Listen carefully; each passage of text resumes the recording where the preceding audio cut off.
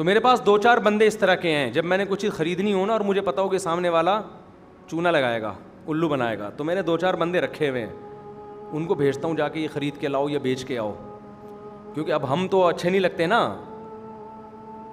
زیادہ بارگیننگ کریں گے وہ بولے گا دیکھو مفتی صاحب کیا کر رہے ہیں. تو وہ کئی دفعہ ہمیں ٹوپی کرا دی لوگوں نے، تو پھر ہم نے کہا کہ یار اب بجائے اس کے کہ ہم ٹوپیاں پہنے دوسرے کو رکھو اس کام کے لیے، تو ہم اپنی جو پگڑی ہے یہی کافی ہے ہمارے لیے. تو آپ نے کیا کرنا ہے، رکشے والے کو آپ نے ریٹ توڑ دیے، نہیں بھائی 1000 کیسے، تجھے 500 دوں گا یا 400 دوں گا یا 300 دوں گا، جو کم میں لے کے جا رہا ہے وہاں جاؤ. اب 300 روپے بنتے ہیں، آپ وہاں پہنچے، آپ نے 1000 روپے اس کو پکڑا دیے. رکشہ چلا رہا ہے یار، غریب آدمی ہی رکشہ چلاتا ہے، میرا خیال ہے بحریہ ٹاؤن میں جس کی پراپرٹی ہو وہ رکشہ بولو نا نہیں یہ صدقے کا محل ہے، سب سے بہتر. محنت کر رہا ہے، بھیک نہیں مانگ رہا لوگوں سے، لیکن ہمارے یہاں بھکاریوں کو پکڑانے کا رواج ہے، محنت کرنے والوں کو دینے کا رواج نہیں ہے. میں ایک دفعہ بائک میں آ رہا تھا، 20 سال پرانا واقعہ ہے، پولیس والوں نے روک لیا مجھے یہیں انڈا موڑ پہ، یہاں میں یہاں رہتا نہیں تھا کسی کا، 22 سال سے بھی زیادہ ہو گیا ہوگا. روک لیا مجھے.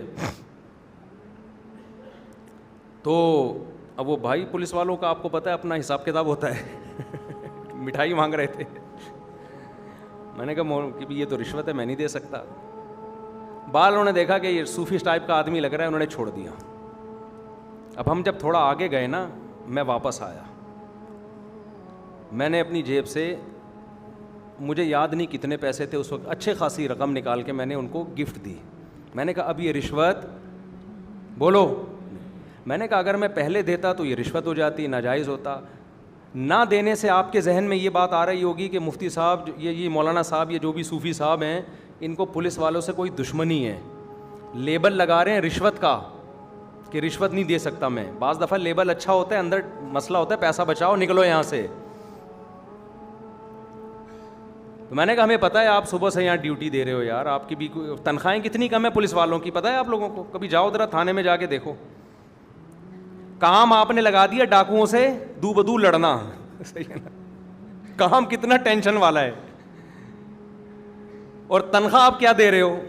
میرے تو جب تعلقات ہوئے نا پولیس والوں سے بھی اور حکومتی اہلکاروں سے بھی، سب بیان سنتے ہیں تو سب سے سلام دعا ہوئی. تو پولیس والوں کی تنخواہیں دیکھ کے وہ لگتا ہے کہ ان کے فری میں پراٹھے بنتے ہیں ہوٹلوں کے. جائز نہیں ہے، میں کوئی ترغیب نہیں دے رہا، لیکن بھائی آپ کام ان سے کیا لے رہے ہو؟ کراچی کے حالات کنٹرول کرو جہاں ہر گلی محلے میں ڈاکو گھوم رہا ہے، تنخواہ آپ ایسی دے رہے ہو کہ اس میں. وہی مجھے یاد آیا، ہم نے بچپن میں ایک مزاحیہ پروگرام دیکھا تھا، ایک عامل تھا. عامل لوگ بکواس کرتے ہیں، جھوٹ بولتے ہیں، لیکن وہ عامل بنا ہوا رشتے وشتے بھی کراتا ہے نا. ایک خاتون آئی کہنے لگی میری ایک ڈاکٹر سے شادی کرا دو. عامل نے کہا ٹھیک ہے میں جادو وادو کروں گا، تیری ڈاکٹر سے شادی ہو جائے گی، 500 روپے دے دے، 5000 روپے دے دے. اس نے کہا 5000 نہیں، میں تو 500 روپے دوں گی. اس نے کہا 500 روپے میں ڈاکٹر ملتا ہے کیا؟ 500 روپے میں تجھے ڈاکٹر ملے گا؟ تو آپ بتاؤ ان تنخواہوں میں ڈاکوؤں سے پھر بھی کر لیتے ہیں. ابھی یہاں الحمدللہ ڈاکوؤں کو مارا ہے، ادھر صدیقی مارکیٹ میں 2 پولیس والوں نے اس تنخواہ میں مار دیا ڈاکوؤں کو. اور ایسے میرے بھانجے نے خود یہ مقابلہ دیکھا، دو بدو لڑائی ہوئی ہے اور الحمدللہ پولیس والوں نے ڈاکو مار دیے، دو بدو سامنے لڑائی ہوئی ہے. میں نے کہا یار اس تنخواہ میں ڈاکو مار دیے نا، ان کو نشان حیدر ملنا چاہیے. اس تنخواہ میں ڈاکو مار دیے یار. ڈاکو مارنے کا مطلب اپنی جان بھی جا سکتی ہے. تو پتہ نہیں کہاں سے کہاں ہم نکلتے ہیں یار. کیا بات چل رہی تھی؟ جلدی بتاؤ، پھر بہت دائیں بہت ہو رہا ہوں آج.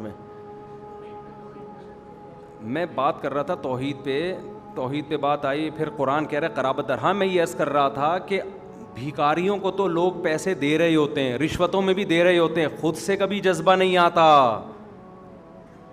پولیس والوں کو رشوت نہ دیا کرو، لیکن کہیں دھوپ میں کھڑے ہوئے ہو نا ویسے ہی پیسے پکڑا دیا کرو کہ یار آپ بھی ہمارے لیے ایک سرمایہ ہو. کچھ نہیں تو آپ کہہ سکتے ہیں نا گڑبڑ ہو رہی ہے. میں آپ کو بتاؤں اگر ادارہ ختم ہو جائے نا، پھر جو لاشوں کے انبار ملیں گے آپ کو، وہ میں اور آپ کنٹرول نہیں کر سکتے.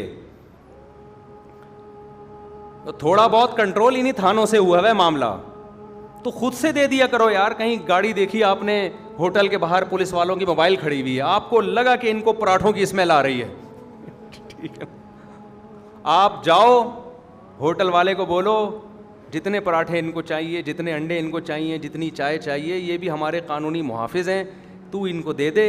اور پیسے کون دے رہا ہے؟ میں دے رہا ہوں. کرو, دیکھو پولیس والوں کو آپ سے محبت ہو جائے گی یار, قوم سے محبت ہو جائے گی. تو بھکاریوں کو دینے کا رواج ہے, جھوٹے بھکاری 2 نمبر روتے ہیں. نبی صلی اللہ علیہ وسلم نے فرمایا جو بھیک مانگتا ہے قیامت کے دن اس کے چہرے پہ گوشت نہیں ہوگا, اس لیے کہ اس نے اپنے آپ کو ذلیل کیا مخلوق کے سامنے.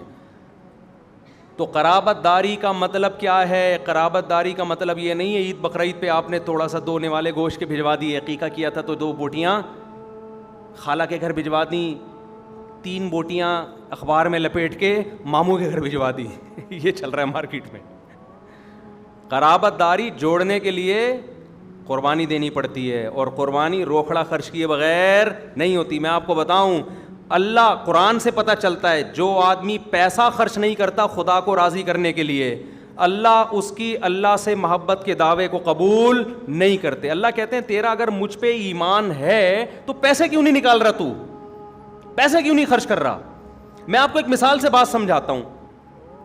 دیکھو ایک آدمی آیا آپ کے پاس, کہنے لگا ایک پراپرٹی ہے اس میں آپ 30 لاکھ روپے دو, میرا پکا وعدہ ہے کہ یہ 1 سال میں 50 لاکھ کی ہو جائے گی. اور اس نے ڈاکومنٹس دکھایا کہ کام ہو رہا ہے, کمپنی بھی بڑی مضبوط تھی. فوراً آپ کو خیال آئے گا نا, یقین ہو جائے کہ اس میں 2 نمبر ہی نہیں ہے. بھائی یہ پروجیکٹ ہے, کام ہو رہا ہے, اور مجھے پتا ہے کہ واقعی یہ 30 کے کتنے ہو جائیں گے, 50 ہو جائیں گے, یہ 20 کے 50 ہو جائیں گے. 100% آپ کو یقین ہونا کہ اس بزنس میں مجھے فائدہ ہے. آپ کی جیب میں ایک دھیلا بھی اگر نہیں ہوگا, آپ دائیں بائیں سے پکڑنا شروع کر دو گے, یار لگا یار پیسہ.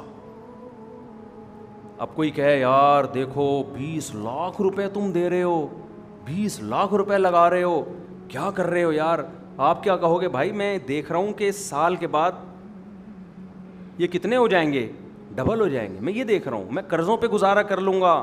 ہم نے ایسے لوگ بھی دیکھے ہیں کہ انہوں نے بزنس میں قرضے لے کے پیسہ لگایا, ان کو یقین تھا اس بزنس میں دگنا ہو جائے گا, تو انہوں نے کہا کوئی بات نہیں, پیٹ کاٹ کے سال گزار لو, بیوی بچوں کو بھی سوکھی روٹی کھلا لی کہ 1 سال گزارا کرو, اس کے بعد ہم سونے کے نوالے کھائیں. بیگم بھی راضی, کوئی بات نہیں, میں سوکھے پاپے کھا لوں گی, کوئی مسئلہ نہیں ہے.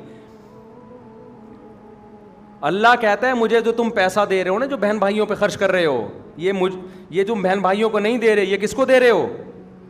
مجھے دے رہے ہو. اور میں ایسی ذات ہوں, وَلِلَّهِ خَزَائِنُ السَّمَاوَاتِ وَالْأَرْضِ, میرے پاس زمین آسمان کے خزانے ہیں, مجھے پیسوں کی ضرورت نہیں ہے. میں تمہارا امتحان لے رہا ہوں کہ یہ جو تم کہتے ہو کہ ہم اللہ کو مانتے ہیں, رزق اللہ کے ہاتھ میں, یبسط الرزق لمن یشاء, جس کے لیے چاہتا ہے رزق بڑھاتا ہے, جس کے لیے چاہتا ہے رزق تنگ کر دیتا ہے. یہ تمہارے خالی پیلی کے زبانی دعوے ہیں, یہ دل سے کہتے ہو. تو دل سے کہنے کے لیے ضروری ہے کہ روکھڑا خرچ ہو.